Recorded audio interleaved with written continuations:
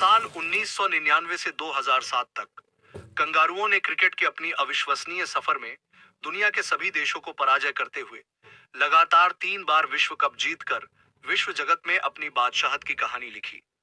ये वो दौर था जब दुनिया के कोने कोने से यात्रा करने वाले हर देश कंगारुओं के अद्वितीय सामर्थ्य और कौशल के समक्ष नतमस्तक हो जाया करता था।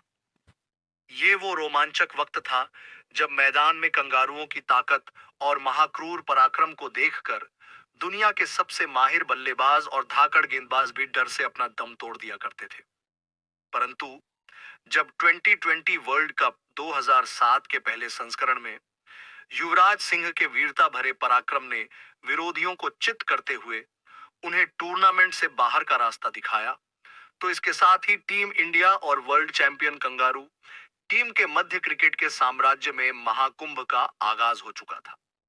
और अब वर्चस्व के इस महाकुंभ में कभी कंगारू टीम इंडिया को मात देते हुए अपने अजेय और अपराजय का परचम लहराते, तो कभी टीम इंडिया कंगारुओं को पटकनी देते हुए दुनिया के सामने उनकी बादशाहत पर सवाल खड़ा करता। इन सब के अलावा 2011 विश्व कप के दूसरे सेमीफाइनल में टीम इंडिया ने एक बार फिर ऑस्ट्रेलियाई टीम को 5 विकेट से हराकर न केवल उनको इस टूर्नामेंट के सफर से बाहर निकाला, बल्कि लंबे अरसे से क्रिकेट पर राज कर रहे उनके साम्राज्य पर पूरी तरह से कब्जा कर लिया।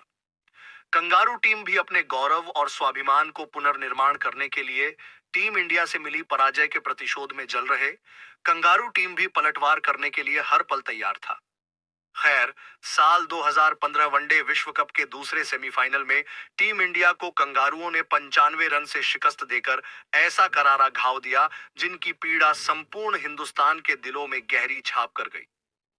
कंगारुओं से मिली 95 रनों की निराशाजनक हार से आवेश में आकर देश के कुछ पागल समर्थक गली, नुक्कड़, चौक, चौराहे पर उतर आए और कोहली व अनुष्का के पुतले जलाकर सड़कों पर हंगामा करते हुए अपनी नाराजगी जाहिर करने लगे। सेमीफाइनल जैसे बड़े स्टेज पर कोहली से सिर्फ यह क्राइम हो गया कि इस मैच में उन्होंने 13 बॉल में सिर्फ 1 रन बनाए थे। इतनी छोटी सी गलती के लिए कुछ अशिक्षित पागल उनका पुतला जलाकर हर मोड़ पर उन्हें जलील करने लगे। खैर, वर्ल्ड कप 2015 में कंगारू के हाथों मिली शर्मनाक पराजय के पश्चात प्रतिशोध और वर्चस्व के इस महाकुंभ जंग के तकरीबन 1 साल बाद 2020 वर्ल्ड कप 2016 में फिर से टीम इंडिया के सामने खड़ा था वही अहंकारी ऑस्ट्रेलिया। 27 मार्च 2016 को मोहाली मैदान पर खेला जाने वाला ग्रुप स्टेज का यह मैच टीम इंडिया और ऑस्ट्रेलिया के मध्य था। वर्चस्व की होने वाली इस लड़ाई को जो टीम इंडिया बनाम ऑस्ट्रेलिया के बीच खेला जाना था, इसे देखने के लिए पूरी दुनिया सुबह से उत्साहित थी। खैर, भारतीय समय के अनुसार यह मैच प्रारंभ होता है, जहां कंगारू टीम ने टॉस जीतकर पहले बल्लेबाजी करने का फैसला लिया और भारतीय गेंदबाजों के आंधी ने कंगारू टीम को 160 रनों पर रोक दिया। स्कोर बोर्ड पर 161 रनों का आसान लक्ष्य देखकर संपूर्ण हिंदुस्तानी को यह उम्मीद और पूरा यकीन हो चला था कि 2015 वनडे वर्ल्ड कप की करारी शिकस्त का इंतकाम अब मोहाली के इस मैदान में ले लिया जाएगा। टारगेट का पीछा करने के लिए भारत की सलामी जोड़ी रोहित शर्मा और शिखर धवन मैदान में दस्तक दे चुके थे, जबकि कंगारू टीम ने गेंदबाजी की जिम्मेदारी हेजलवुड को सौंप दी। टीम इंडिया के ओपनर बल्लेबाजों ने टीम को शुरुआत बेहद संकोचपूर्ण दिलाई, क्योंकि पहले 3 ओवर की समाप्ति के बाद टीम इंडिया के खाते में मात्र 18 रन दिखा रहा था। 161 रनों का लक्ष्य भले ही आज के फटाफट क्रिकेट के दौर में छोटा प्रतीत हो, लेकिन कंगारू टीम के अविश्वसनीय सामर्थ्य और हिम्मत से लबालब आत्मविश्वास उन्हें जीत की गारंटी दे रहा था, जिसे सही प्रमाणित करते हुए चौथी ओवर की 5वीं गेंद पर कुल्टर नाइल ने धवन को आउट करते हुए कंगारुओं ने टीम इंडिया के अरमानों पर बर्फ की परत जमा दी। टीम इंडिया के कुल स्कोर 23 रन पर पहला विकेट गिरने के बाद कंगारू के इस जाल को भेदने मैदान में दस्तक दे चुके थे वर्ल्ड कप जैसे बड़े स्टेज का एक बड़ा अद्वितीय सितारा, जिसकी प्रतिभा और कौशल में वो अपार शक्ति थी, जिसके समक्ष हर चुनौती नतमस्तक हो जाया करती थी। वह अपने वतन के गौरव में आन बाण और शान के लिए क्रिकेट के जंग में संघर्ष करता है और उनकी आंखों में सिर्फ एक ही ख्वाब होता है कि वो अपने खेल के महारत से हर बार अपने वतन के सिर पर शहरा बांधना जानता है। वर्ल्ड कप 2015 के हार का घाव कंगारू टीम को देखकर कोहली के जहन में फिर से उभर आया। वह जख्म जिसने संपूर्ण हिंदुस्तान को चीर कर रख दिया था। उस दिन संपूर्ण हिंदुस्तान की उम्मीदें, वतन के हर कोने कोने से लोग अपने अपने घरों में टीवी सेट के सामने आंखें थामे बैठे थे। खैर, हेजलवुड के ओवर में कोहली ने बैक टू बैक 2 चौके लगाकर उन्होंने अपने इरादों को स्पष्ट कर दिया। इस मैच को जीतने के लिए अब कंगारुओं के पास एकमात्र उपाय था, विराट कोहली को मैदान से जल्द बाहर करना। लेकिन शेन वॉटसन ने हिटमैन रोहित शर्मा का विकेट लेकर टीम इंडिया के कमर को तोड़ते हुए एक पल में इस मैच का रुख ऑस्ट्रेलिया की फेवर में तब्दील कर दिया। टीम इंडिया अभी अपनी पारी को सजाने में ही जुटी हुई थी कि वॉटसन ने एक बार फिर से भारत पर पलटवार किया और सुरेश रैना को अपना दूसरा शिकार बनाया।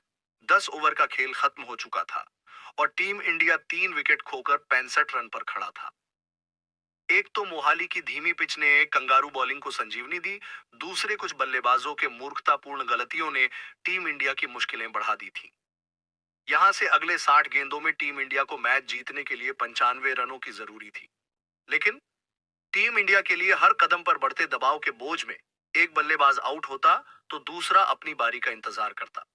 खैर, युवराज को क्रीज पर आते देख कंगारुओं का गिरोह भारत के संकट मोचक को अपने जाल में फंसाने के लिए साजिशों के धागे पिरोने लगे, क्योंकि 2007 टी20 विश्व कप और 2011 वनडे विश्व कप में युवराज ने जो घाव दिया था, वो जख्म आज भी उनकी आंखों के सामने था।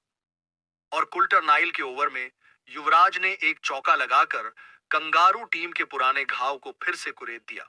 लेकिन जांघों में क्रैम्प होने के बाद भी भारत का वो बब्बर शेर, जो अपनी शौर्य और ताकत के लिए जाने जाते थे, इस मैच में उनकी दहाड़ धीमी हो चुकी थी।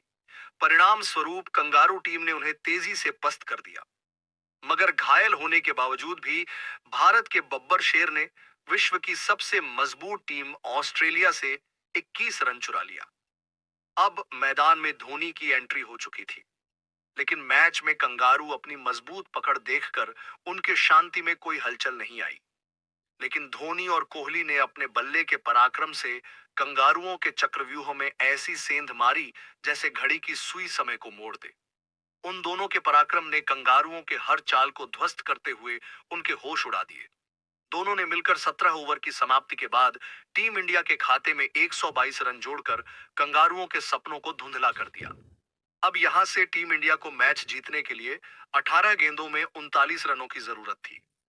मोहाली की धीमी पिच पर गेंद का हवा में स्विंग होने से टीम इंडिया की स्थिति नाजुक हो चुकी थी, जहां से कदम कदम पर मुश्किलें बढ़ती जा रही थीं। लेकिन टीम इंडिया के वीर सुपुत्र विराट के दिल में शिकस्त के लिए कोई जगह नहीं थी। संपूर्ण हिंदुस्तान, जो जीत की उम्मीद में बैठे, उन फैंस की आंखों में आंसू का एक भी बूंद देखना नहीं चाहते थे। जब 18वां ओवर डालने आए, जेम्स फोकनर के खिलाफ विराट ने अपने बल्ले से उस ओवर को महकाते हुए बैक टू बैक 2 चौके और एक छक्का लगाकर अपने वतन के लिए 19 रन उड़ा लिए। उनके पराक्रम को देखकर ऐसा प्रतीत हुआ जैसे उन्होंने अपने देशभक्ति के जज्बे से गेंद को पंख दे दिए हो। इसके बाद पारी का 19वां ओवर लेकर आए, कुल्टर नाइल को अपनी धारदार बल्लेबाजी का शिकार बनाते हुए बैक टू बैक 4 चौके लगाकर कंगारुओं के उम्मीदों को तहस नहस कर डाला और इसके साथ ही टीम इंडिया के जीत को सुनिश्चित कर दिया। पारी के आखिरी 2 ओवरों में कंगारुओं से 35 रन छीनकर विराट ने उनके घमंड और समस्त टोली को धूल चटाते हुए भारत को जीत की ओर करीब ले आए। मोहाली के कठिन और धीमी पिच पर विराट ने जुझार पारी खेलकर टीम इंडिया के क्रिकेट के इतिहास में एक अद्भुत, अनमोल और अविश्वसनीय जीत की नींव रख दी, जो सदैव दिलों में बसी रहेगी। टीम इंडिया की जीत के बाद फैंस खुशी से चौक, चौराहे और शहरों को रंगीन बना दिया गया। संपूर्ण हिंदुस्तान में उस दिन दिवाली का माहौल बन चुका था। पटाखों की गूंज में पूरे वतन ने न केवल जीत का जश्न मनाया, बल्कि पड़ोसी मुल्क पाकिस्तान के नींद को भी खुशियों से चुरा लिया।